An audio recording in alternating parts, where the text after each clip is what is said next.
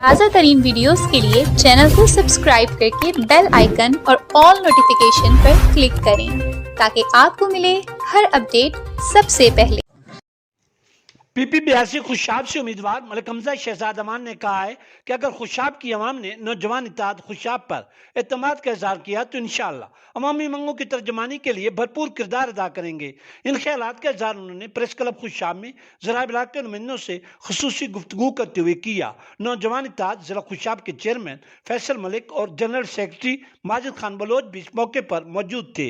इस मौके पर नौजवान इत्तेहाद के रहनुमाओं ने कहा कि हम जिला भर में नौजवानों की बाकायदा तंजीम साजी करेंगे। कबल अजीम मलिक हमजा शहजाद अमान ने प्रेस क्लब खुशाब में पौधा भी लगाया। शजरकारी के वाले से उनका कहना था कि दरख्त लगाना कौमी फरीजा है। हर शहरी को शजरकारी मुहिम में बढ़ चढ़ कर हिस्सा लेना चाहिए और बखूबी दरख्तों की देखभाल भी करनी चाहिए।